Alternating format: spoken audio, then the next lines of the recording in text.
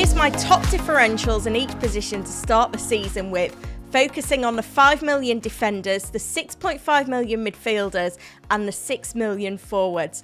Let's get straight into it then, looking at the defenders. And there's so much value in that 4.5 million price bracket that the 5 million defenders seem to be overlooked. And there's a few that I picked out really early in pre-season that I'm still very much interested in. Starting off with Bournemouth's Senesi, who's just 1.2% owned. He's already scored in pre-season. He managed 9 goal involvements last campaign, 4 goals and 5 assists. So it's important not to overlook him. And I do feel like the Cherries' assets are generally being overlooked, perhaps due to some trickier opening fixtures. He's the third most owned player from Bournemouth behind Solanke and Neto. And in terms of the Hub points predictions, he's predicted to be the top scoring Bournemouth defender over the first 4 game weeks on 12.2 predicted points. You can get all the predictions in this video and tinker yourself with a Fantasy Football Hub membership. 50% off is on right now, and win your mini league or your money back. Use the link in the description to this video to take advantage. Moving on to the silver defender position, and that goes to Crystal Palace's Tyrick Mitchell, who started the season for me in my first draft, has since made way because I was trying to save money with Anderson, but I still think he's worth considering because he's already scored a goal in pre-season. He plays out of position as an attacking wing-back. We know how prolific this Glasner side was in the tail end of last season in terms of keeping clean sheets and their attacking threat. Mitchell managed 5 goal involvements last season. I prefer him to Munoz because Mitchell's been in pre-season friendlies. I haven't seen Munoz on the team sheet lately.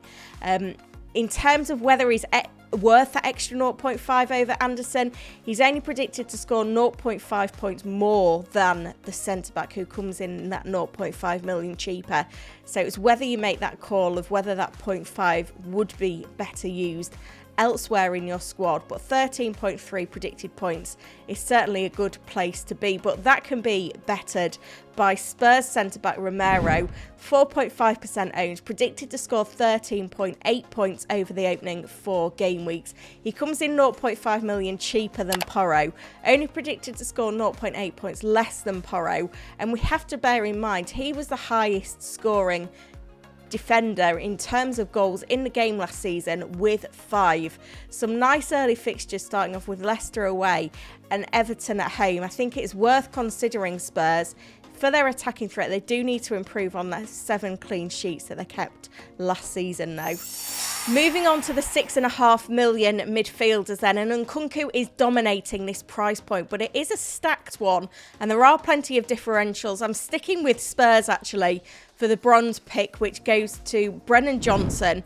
18.3 predicted points over the opening 4 game weeks. That's only 0.3 points less than Maddison, who's $1 million more expensive. It's quite a long way off Son though, 6.5 points behind Son, who of course is 10 million. Johnson looks like he's making that right wing spot his own now. He finished there at the end of last season. He's starting there in pre-season as well, where he's got a goal and an assist.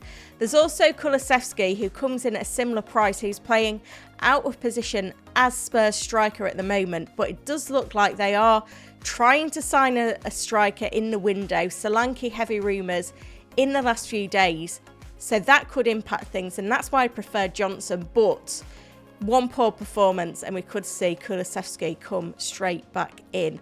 Moving on to the silver pick, and this goes to Aston Villa winger Leon Bailey, who's in 4.6% of sides. With Diaby gone, we now see that Bailey is nailed in that position, and I prefer him to the punt on Rodgers at 5 million. And one of the big reasons why we're so interested in Aston Villa is their early fixtures. They've got trips to West Ham and Leicester, and they entertain Everton and Wolves, but they do play Arsenal at home in game week 2, which is a bit trickier. But Leon Bailey managed double digits for goals and assists last season. I do feel like he's being overlooked. Predicted to score 19.5 points. That's only 1.2 points behind Ollie Watkins on 20.7. There's not that much margin between those two, which makes him a really enticing proposition. But in gold spot is Morgan Gibbs-White. He's a player that has not left my draft all pre-season. He is the talisman of this Forest side. He is on set pieces as well, and he finished last season strongly.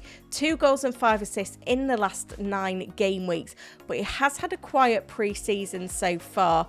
Second to Chris Wood on the predictions with 16.8 predicted points. Having looked at his pre-season form, it is causing a concern.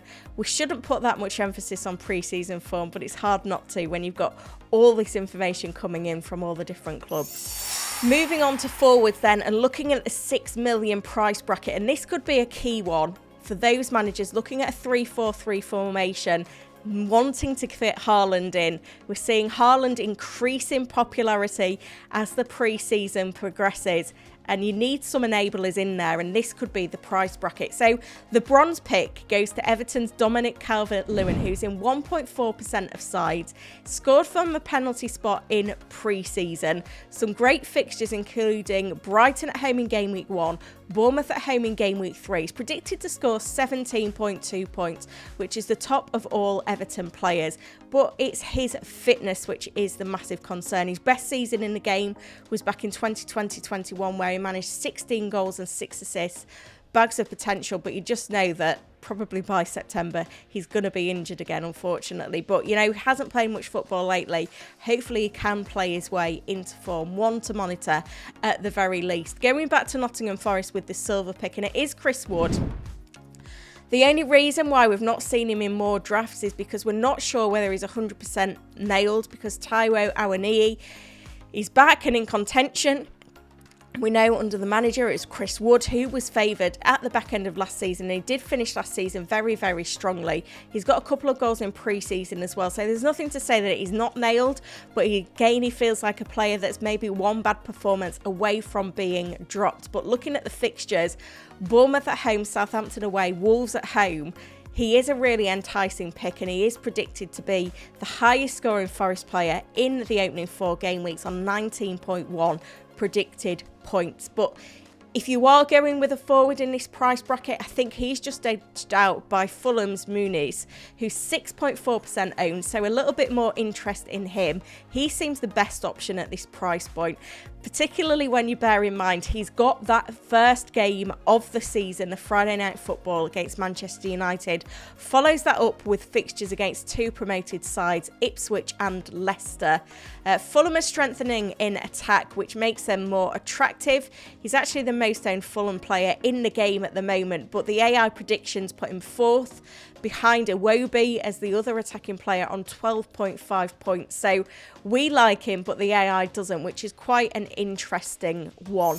Here's the deal sheet in full then, and remember you can check out all those predicted points from Fantasy Football Hub as a member with 50% off right now using the link in the description to this video. And if you don't win your mini league, they will give you a full refund on your membership, which is a fabulous offer. Let's get this one to 500 likes. We're on the road to 35k subs for the game week 1 deadline, and hit that notify button, because on Friday I'm going to be doing my first live stream of the season rating your drafts, and let me know down below which of these differentials are likely to make your game week 1 squad. Thank you for watching.